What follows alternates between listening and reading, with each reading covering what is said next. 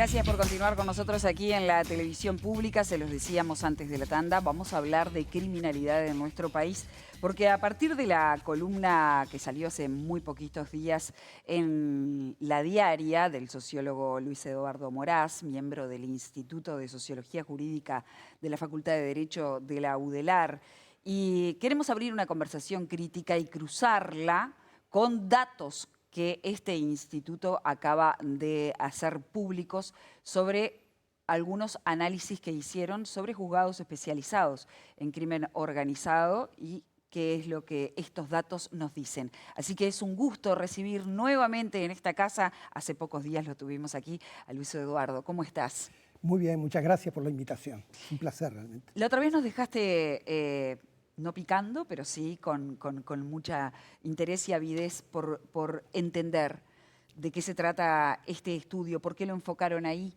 Y más allá de la ficha técnica, no queremos aburrir con eso, pero también nos dice cosas. ¿Cuáles son los principales hallazgos que después empezaremos a desglosar? Bien, en el marco del Instituto de Sociología Jurídica, con un equipo compuesto por 2 abogados también, Daniel Díaz y Alejandra Uriarte, realizamos un estudio sobre los archivos de expedientes en crimen organizado en el año 2024. O sea, todos aquellos procesos que culminaron fueron archivados en el año 2024, 114 carpetas con 219 personas encausadas. ¿Sí? Bueno, hay algunos hallazgos sobre los principales delitos de crimen organizado, sobre las características de las personas y sobre los procesos. En cierta medida, una de las ideas originales que llevábamos, una hipótesis que teníamos presente, finalmente no se cumplió. Uno pensaba, bueno, los juzgados especializados en crimen organizado se especializan justamente en aquellos casos de extrema gravedad, aquellos casos de la gran criminalidad, y lo que vemos es un comportamiento de esos juzgados especializados en crimen organizado muy similar a los juzgados penales comunes. ¿Sí? ¿Qué quiere decir esto? ¿Qué correlato tiene con el tipo de delitos o con la cuantiosidad del delito? Bueno, es bastante complejo de explicarlo porque los juzgados de crimen organizado son 2, están en Montevideo. Para algunos delitos tienen la jurisdicción de Montevideo y Canelones, para otros delitos tienen una jurisdicción nacional. Los juzgados de crimen organizado tratan aquello que la ley 18.362 entiende por grupo criminal organizado, que es aquel tipo de crimen que se realiza a partir de la actividad coordinada de 3 o más personas que durante determinada cantidad de tiempo que en forma estable y coordinada cometen determinados tipos de delitos que se encuentran en el derecho penal. ¿Qué tipo de delitos estamos hablando? Bueno, lavado de activos, estupefacientes, defraudación tributaria, trata de personas, prostitución, todos los delitos comprendidos contra la infancia en la Convención de los Derechos del Niño. En fin, un panorama muy amplio de delitos. ¿Tráfico de armas está también ahí? Bueno, perdón, sí, tráfico de armas. Es la principal, de hecho, ¿no? No, es que justamente el tráfico interno de armas y municiones hace parte de casi la mitad de los casos que llegan a crimen organizado, 43%. Y todos aquellos delitos vinculados a la ley de estupefacientes componen un 33%, defraudación tributaria un 10%, receptación un 7%. Lavado de activos, que uno digo, bueno, en crimen organizado vamos a encontrar lavado de activos. 3 carpetas de las 114, 4 personas de las 219 en el año 2024 archivadas. ¿Y podemos detenernos en eso? ¿Por qué tampoco? Bueno, ese es el gran tema que se está discutiendo ahora en ¿Porque hay la poco sociedad o porque se uruguaya. atrapa poco? Claramente la persecución del lavado de activos no está teniendo mucho éxito. Si uno mira un poco la institucionalidad, el desarrollo histórico de la institucionalidad, que tiene que ver con crimen organizado, uno encuentra que la Fiscalía Especializada en Crimen Organizado se crea en el año 2017 y en el 2020 se suprime. En 2017, cuando se crea la Fiscalía Especializada, Fiscalía, no juzgado, Fiscalía Especializada en Crimen Organizado, en todos los medios de comunicación señala la gravedad que está teniendo en el país la eventualidad del desarrollo futuro del crimen organizado. Pero en el 2020 ya se suprime. En el 2023 se crea la Fiscalía Especializada en Lavado de Activos. Esta ley, si se aprueba ahora que se aprueba, elimina la Fiscalía de Lavado de Activos. Crimen organizado, 2009 se crean 2 juzgados especializados en crimen organizado. En el 2017 se crean 2 más, pasan a ser 4. En el 2019 se suprime un juzgado, en el 2021 se suprime otro juzgado. En definitiva quedan los 2 originales. Tuvo distinta evolución los juzgados especializados en crimen organizado, pero evidentemente el volumen de trabajo, el tipo de casos que le llega, no son los que uno espera encontrar. Culpa de los juzgados, no, en realidad la persecución penal la hace la Fiscalía. ¿Pero qué nos dicen esos datos? O sea, ¿qué conclusión se puede llegar a partir de esta información que ustedes pudieron encontrar? Bueno, varias conclusiones. Primero, la fragmentación de la investigación. Uno de los problemas que nosotros veíamos a través de la lectura de las carpetas, del contenido de las carpetas, miles de folios. Cuando decís fragmentado, ¿qué significa? ¿Que hay varios institutos trabajando y que no comparten la información? Hay un problema ahí serio, creemos, en lo que es la fragmentación de la investigación de aquellos delitos más gravosos. ¿Sí? ¿Se da ahí y no en los otros? ¿Cómo, perdón? ¿Se da mayormente en los más gravosos que en los otros? ¿Esa creo que sí, fragmentación? porque basta ver el funcionamiento de los juzgados penales en general y vemos miles de personas formalizadas, encarceladas por estupefacientes. Pero cuando uno va al lavado de activos, ve que no hay, a pesar de que obviamente no son miles de personas que realmente generan la posibilidad de lavado de activos, muchos son minucias, son delitos. Para no abrir ventanas, Luis Eduardo, porque Gaby te preguntaba sobre el lavado de activos, ¿no? Dijiste que hubo 3 casos, solo 3 carpetas vinculadas al lavado de activos. Es decir, hay muchas formas de llegar a la investigación del lavado de activos. A partir de una investigación sobre estupefacientes, ir avanzando sobre ello y eventualmente llegar a lo más alto. Que vengan agentes que tienen que hacer denuncias y se empiecen investigaciones a partir de eso. Algunas de las puertas de entrada. Sin embargo, decís que hay solamente 3 carpetas. Vos ponés el dato, o ustedes ponen el dato de que el 80% de las carpetas terminaron en juicio abreviado. Es decir, se juzgó a la persona por el caso específico y no se sigue avanzando en la investigación. Ahí tenés un posible cortafuego. Pero del otro lado, por ejemplo, no llegan tampoco muchas investigaciones derivadas de los agentes que tienen que denunciar. Exacto. Te dejo plantear la pregunta. Exacto. Realmente ahí hay un problema. En el año 2024 ajustamos un poco el diagnóstico del 84%, porque hay que tener en cuenta que hacer una investigación sobre carpetas que no están pensadas para ser objeto de una investigación sociológica, ¿no? Son el seguimiento administrativo que realiza la justicia, la Administración de Justicia, sobre las distintas situaciones que se van planteando. En ese sentido, la información es bastante fragmentada, depende de las oficinas que llenan los formularios, etcétera. Nos dicen los actuarios de los juzgados de crimen organizado que en el año 2024, de los casos archivados, solamente uno fue a juicio. El resto fueron todos, las otras 19 personas fueron vía juicio abreviado. El cerrar el acuerdo del proceso abreviado, evidentemente, obtura, limita las posibilidades de seguir investigando. Y eventualmente llegar a cúpulas, por ejemplo. Exactamente. Pero por otro lado, facilita el trabajo de juzgados apretados de recursos humanos. Facilita, digamos, todo el andamiaje del funcionamiento de la justicia, lograr superar aquello que tenía Uruguay, de que había una cantidad de personas en prisión preventiva que no tenían un juicio, no tenían una condena y estaban cumpliendo, si se quiere, una pena anticipada por el eventual delito que quizás hubieran cometido. Eso ya, en cierta medida, se superó, pero nos encontramos con el otro problema. Es una tensión ahí. Exactamente, se obtura un poco. ¿Y qué es preferible? Porque es difícil eso, porque tener presos sin condena también, o sea, lo que hace es saturar las cárceles, es darles inseguridad, incertidumbre sobre qué va a pasar con ellos, ¿no? O sea, en realidad viene a solucionar ese problema, que es válido, porque no había otra manera de solucionarlo, pero después tenés el tema de que no llegas a una justicia real. Lo que llegas es un acuerdo, o sea, no hay un proceso judicial.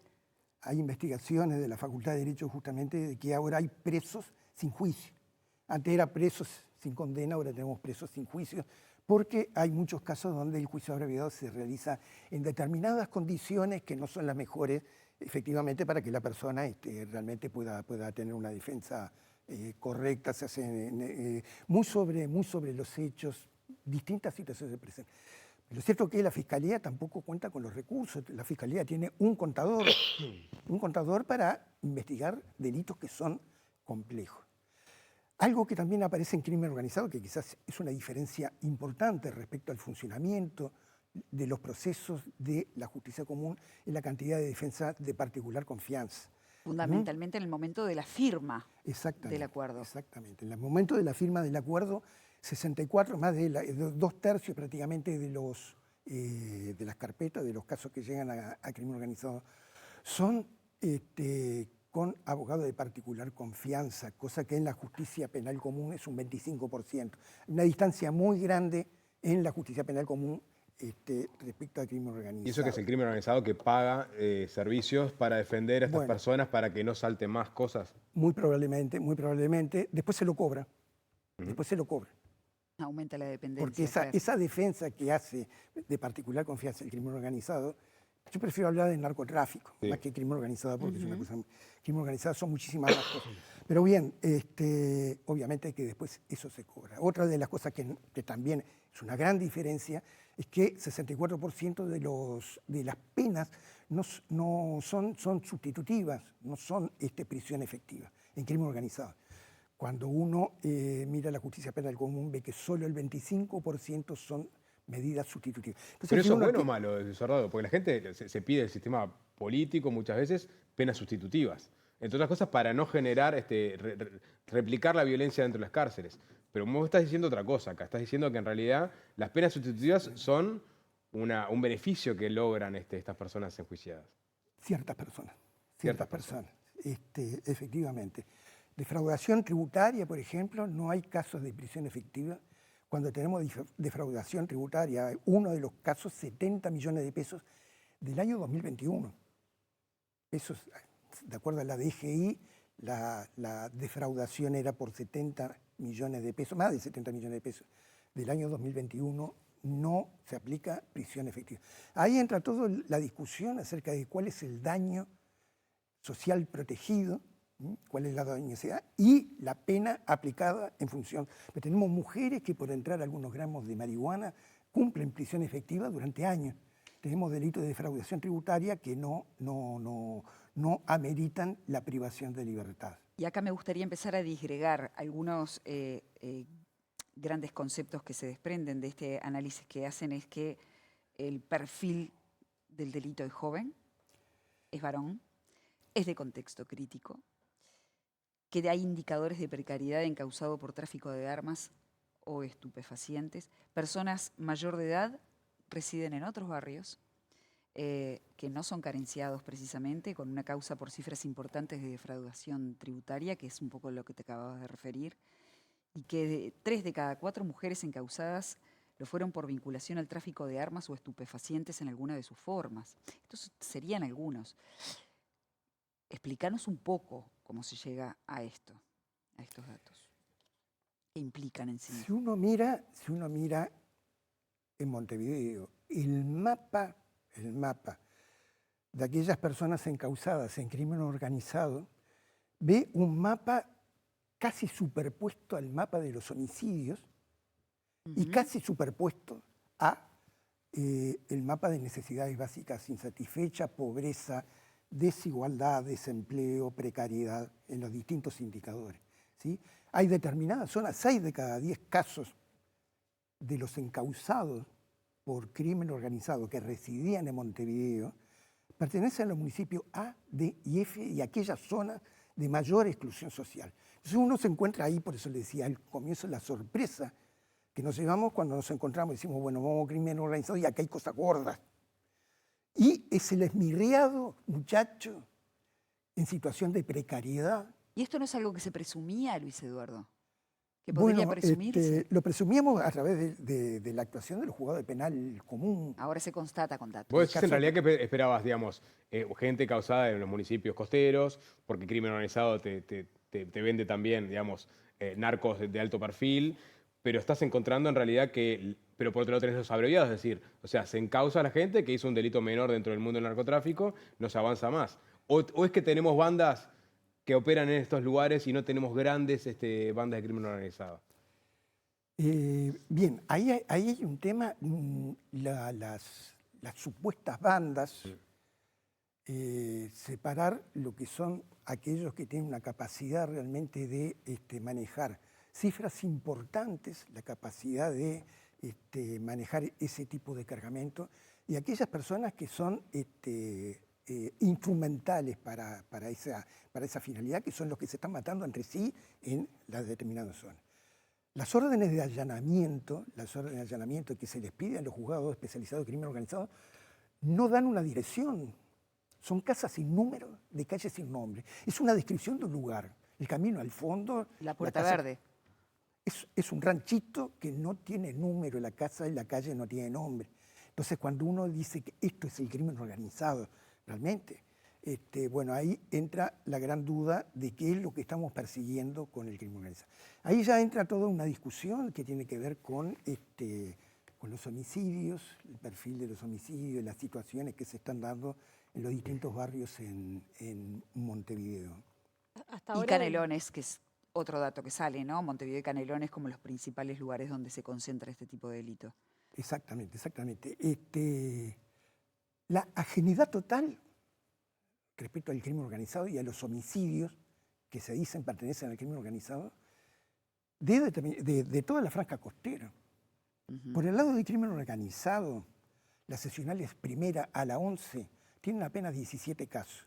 Todo el centro, el Cordón, La Guada, Pocitos, Malvin, Punta Gorda, prácticamente no hay personas encausadas por crimen organizado. Entonces uno dice, bueno, el crimen organizado es un problema de la periferia. Porque los homicidios, el perfil de los homicidios, determinado perfil de homicidio, que se da por ajuste de cuenta personas que tienen antecedentes y sin aclararse, con un elevado nivel de impunidad, también ocurren en las mismas zonas en las cuales aparecen las personas causadas por crimen organizado. ¿Sí? o sea, se está encauzando la mano de obra, digamos, del narcotráfico. Y estamos llegando al... Y ahora, el caso de Martín Mutio, se sale un poco del patrón, ¿no? Porque no es una persona que venga de un barrio de contexto vulnerable, ni mucho menos. Entiendo que es una persona de la zona de la costa, de los municipios de la costa. Pero es quizá, vos decís que debería haber más encausados con ese perfil también. Sin duda. No se está llegando a aquellas personas que tienen la capacidad de financiar. Más allá de que yo creo que las 2 toneladas que fueron encontradas con valor de 15 millones de dólares no pertenecen a nadie que sea de nacionalidad uruguaya y que viva en el país. Creo que ningún grupo, por más allá de que se dice que hay grupos poderosos que tienen gran poder de fuego, que tienen muchos integrantes, que dominan determinadas zonas, todos nos hace pensar de que esos grupos no son los propietarios de una sustancia que vale varios millones de Acá le dólares. hacen logística, básicamente. Bueno, ahí entra el tema de las muertes por territorio, el conflicto por territorio. Yo creo que no es esa la causa de las muertes, las luchas, los conflictos que se dan mortales en determinadas zonas. No es un conflicto por territorio. Cuando uno mira los territorios, son territorios despoblados, de gente extremadamente pobre. No puede haber un mercado consumidor con poder adquisitivo que justifique ni siquiera el valor de las balas que se gastan en un ajuste de cuentas. Claro. Lo que hay, me parece, como hipótesis, porque estamos manejando hipótesis, bien dice hoy el director general de la Policía Nacional, sabemos muchas cosas, pero todavía no sabemos el porqué. Todavía no hay una descripción de muchas situaciones, pero no sabemos todavía el porqué. No quiero dejar pasar, porque llama la atención la prevalencia del tráfico de armas dentro de los delitos investigados. O sea, es una cosa de la que no se habla tanto, ¿no? O sea, si vos tenés dentro del crimen organizado que el 40 y pico % está vinculado a tráfico o venta de armas. Y sin embargo no está en el debate público, claramente, ese tema. Las armas de fuego son un gran tema que el Plan Nacional de Seguridad Pública se plantea abordar. Entendamos lo que es tráfico interno de armas, porque suena extremadamente grave. Muchas veces es simplemente el arma que la mayoría de la población tienen esas zonas como elemento de defensa. Muchos de los casos no, algunos casos, nos encontramos con declaraciones de personas que dicen, el allanamiento no era para mí, era para la casa de al lado donde está la busca. Pero claro, hubo una orden de allanamiento de la policía, entró y fue al ropero, tenía un arma de fuego como tiene todo el barrio. La posesión, tenencia de un arma de fuego comprada en forma ilegal, sin registrar, sin tener los permisos correspondientes, eso es tráfico interno de armas y municiones. Claro. Vale la pena aclarar porque uno piensa también, bueno, son ametralladoras, son gente que acumula ametralladoras, fusiles. Claro. No, digo, un arma comprada en la feria de Piedras Blancas, si la tenés en el ropero y te llega un allanamiento, es tráfico interno de armas de fuego. Es decir que hay mucha gente armada por defensa en algunas partes del Exactamente. Luis Eduardo, aunque te parezca mentira, se nos fue media hora de conversación. Encantadísimos. Queremos seguir conversando contigo porque nos quedó pendiente. Un concepto que estás utilizando, que está basado también en una forma de mirar el crimen de Raúl Zaffaroni, el renombrado jurista argentino. Hablas del crimen organizado como categoría frustrada. Entonces, a mí me gustaría profundizar en eso y quisiera saber si estás dispuesto a volver con nosotros. Encantado, sumamente encantado porque además yo soy muy crítico del término crimen organizado. Pues estamos hablando, en definitiva, el caso que recién planteado de Penades, perfectamente puede ser parte de lo que podríamos llamar crimen organizado, lavado de activos, trata de personas, defraudación tributaria. Son distintas situaciones y todo engloba dentro del crimen organizado. El gran problema con esa categoría frustrada que dice Zaffaroni, es que está dando lugar a una serie de intervenciones que tienen que ver con intervenciones legales, con intervenciones en la institucionalidad. Y la última de ellas, la más grave de todas, es asimilar, se quiere, el crimen organizado a organizaciones terroristas, para el cual se hace legítimo desplegar portaaviones en el Caribe para enfrentar a aquellas personas diabólicas que le quieren llevar la sustancia a los norteamericanos y que lo están corrompiendo, personas que dedicadas al trabajo. Estás hablando de la justificación de Trump con el tema Venezuela, por ejemplo, u otros casos. Así que hay un enfoque geopolítico en esto. ¿Lo hablamos en la próxima? Por supuesto. Profundizamos. Es un gusto tenerte con nosotros. Amigos, nosotros nos vamos, les decía.